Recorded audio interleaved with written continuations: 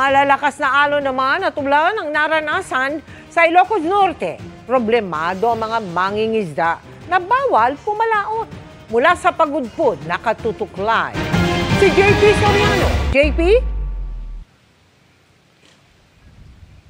Pero Mel, bago pa kami pumunta rito sa Pagudpud ay nasaksihan na natin ang napakalakas na buhos ng ulan dito sa malaking bahagi ng probinsya at pasado alas 3 nga ng hapon sa bahagi ng Banggi, Ilocos Norte, halos zero visibility na Mel dahil yan. Pero di naman masyadong mahangin dahilan para maging normal pa rin ang operasyon ng Banggi Wind Farm o yung Banggi Windmills.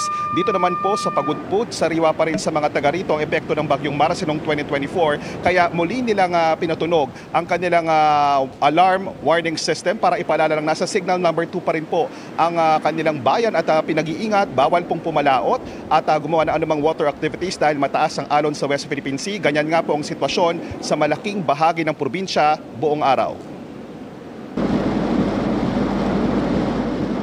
Bago pa ang malakas na buhos ng ulan sa malaking bahagi ng Lawag, Ilocos Norte na nagsimula bandang hapon,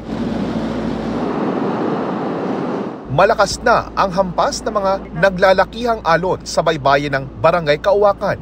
Nasa ilalim ng Tropical Storm Signal number 2 na ang probinsya at itinaas na ang gale warning kaya bawal nang pumalaot sa dagat. Ay bawal po sir, pinagbabawal po talaga namin kasi malakas po yung hatak ng alon po. Delikado. Delikado po. Pinaka-apektado ang mga residenteng nabubuhay sa panguhuli o pagbebenta ng isdang alat. Kaya ang ilang mangingisda gaya ni Ferdy, sa kalapit na ilog muna manghuhuli ng tilapia para may makain ang pamilya ngayong araw. Assistant niya ang alagang asong si Toki, nakasama niya parati sa pagpalaot.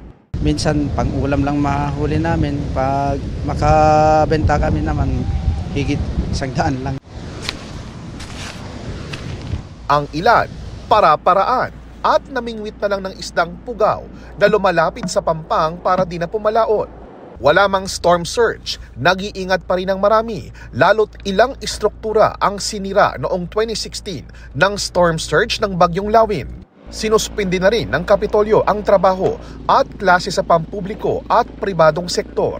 Pinag-iingat din ng lahat sa posibleng pagbaha sa flood-prone areas o yung mga madalas bahain gaya ng mga nakatira malapit sa Padsan River sa Lawag.